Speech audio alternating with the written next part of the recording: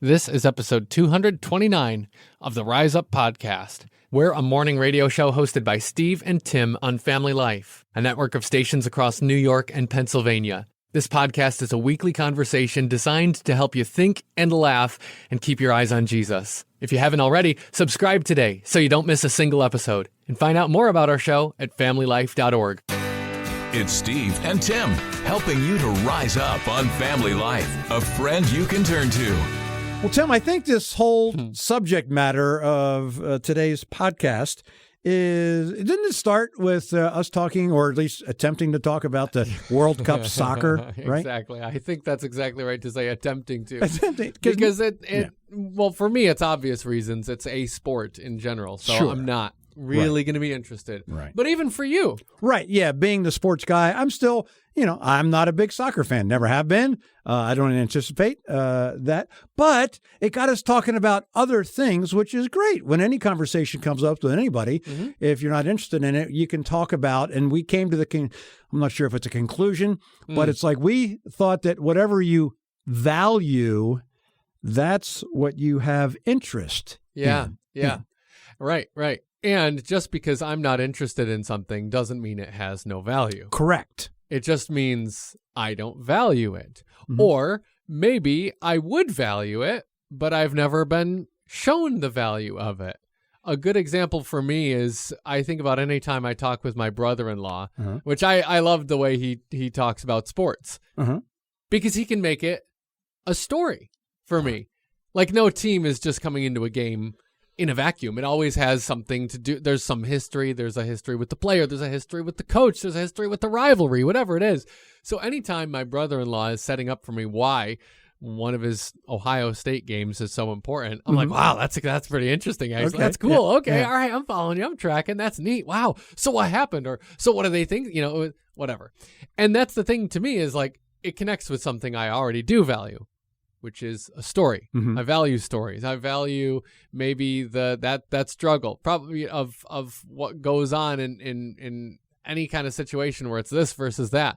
And so when I can see it in that framing, okay, all of a sudden he's found a way to communicate to me a value I share and how I can then see the importance of the thing. And I think that's probably the case more often than not in a lot of the things that I just think, that's not important. Well, is it not important, or do you just not see the value in it yet?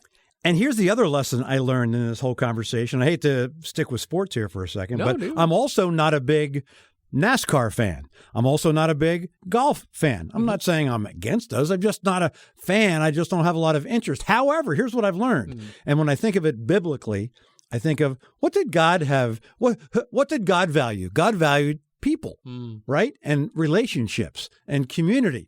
And here's what I've found. On those sports that I do not have any basic little interest in, I have found when I watched features or documentaries about individuals, about people in NASCAR, people in golf, I get to know the person better and more about the person. And all of a sudden I find at the end of that episode or whatever, I go like, I now have interest in that person and what they're doing.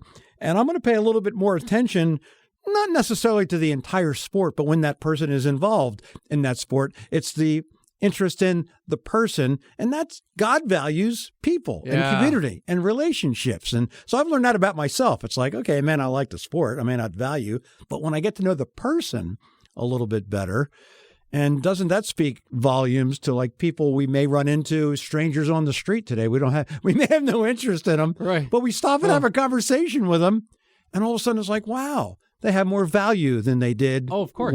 Before the day started. And I know what you mean by that is really I see the value that they've always had, right? Of course. Right. Because my attention doesn't give anybody else value. They've already got it. I've just got to catch up with it and see it. Yes. And that's the same thing where, I think about how different books of the Bible can be a lot like that. Where maybe you've heard a sermon on a part of Leviticus or Numbers or somewhere in the Bible that gets a reputation for being boring or whatever.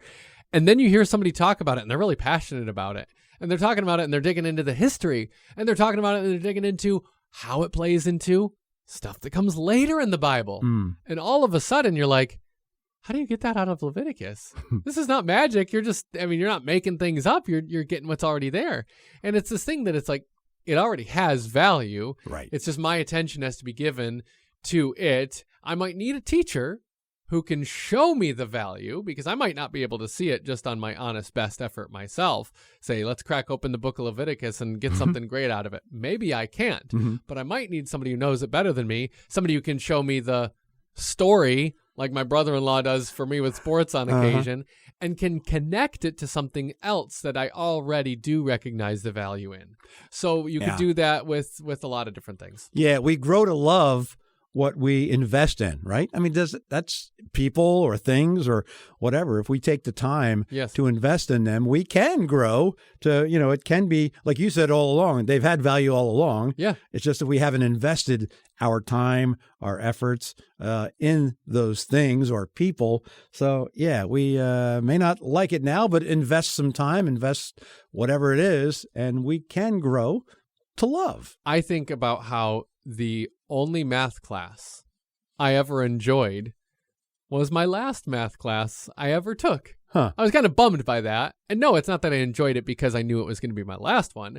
I enjoyed it because it approached math in a way I had never seen math talked about before. It showed the applications of math, like in the real world. It showed some really interesting, almost philosophical type questions you can get into when you look at values in math systems and how they work together and things. I was like, this is cool. You're telling me math could do this all along, and I'm just now getting to it. For me, that was a bit of a bummer because I thought, well, maybe I would have cared about this earlier. But really, the point is, again, I needed the right teacher to show me it. And I'm going to go back to the book of Leviticus for a second. Okay. Like, Tim, do you have to? Well, yeah, why not? Because, or maybe it would be more fitting to go to Numbers since we were just talking about math. But in either case, whether it's ceremonial law like you get in Leviticus, or numbers and census data like you get from the book of Numbers, why are they both important? Because both of them really ultimately point to Jesus, why he had to come and be the perfect sacrifice for us. There's the book of Leviticus basically boiled down. Or how we know that he is the one God promised to send, the chosen one, the long-awaited Messiah. How we know it? Well, because God's people, he can point to the line that he's been preserving. He can point to the story he's been telling in this nation's history. Book of Numbers is doing that through and through. So really your whole Bible, if any part of it you're tempted to think it's boring or you're having a hard time seeing the value in it, try to see Jesus in it because he's there. Try to see Jesus in it because the whole book is really about him. My takeaway questions on this topic are, if I ask myself, what excites me the most every day?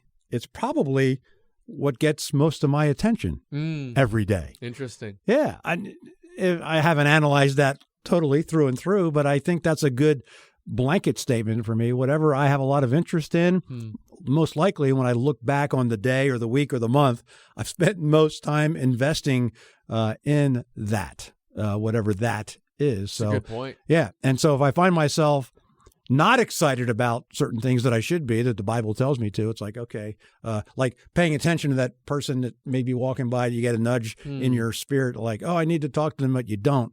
It's like, why didn't I? Maybe I'll ask myself, like, why didn't I? It's like, oh, okay, maybe I need to be spending more time in his word, knowing that I'm supposed to be obedient. God wants our obedience to his nudgings, and I need to get closer to him. So those things that maybe aren't exciting to me at the moment, I need to invest a little bit more. I don't know, just some questions that I ask myself. Yeah, delight yourself in the Lord. The word says, delight yourself in the Lord, and he will give you the desires of your heart. When our heart desires what God's heart desires, bingo, it's a winning combination because that's exactly what he wants to give us. All right. Let's go watch some soccer, Tim. Well, probably, I don't know about that. Nah, maybe not. Sharing the message of hope. It's Rise Up with Steve and Tim on Family Life. Well, you know what I'm not good at? Well, sorry, we don't have enough time for the whole list. I get that. My list is pretty long. Let's just focus on one right now. Okay. You know those big maps that it could be like at a mall. You remember malls, and or an amusement park, or those big things like they're behind the glass. They always that little arrow that says "You are here." You know what I'm talking about, right? Those big things, right? I think I'm not good at this either. Keep going. I stare at that thing like it's written in ancient Greek. It's like, okay, I'm here. Great. Now, which way is there? Right. That's the question. My brain doesn't work that way. Other people, though, they just like walk up, glance at it for like 3 seconds, and they're heading off. Oh, look, I'm here, so it must be there. They know exactly what they're looking at. Yeah, Me, no. I'm still trying to figure out which way's north. Spiritually, though, I've learned something that God knows exactly where I am all the time. Yeah. I may not know where I'm going, but He certainly does. So maybe today you might feel a little bit lost. And good news is God never is lost. And unlike me, staring at one of those maps, He always knows which way to point you. May the blessings of the Lord be with you in all that you do today. This is Rise Up on Family Life.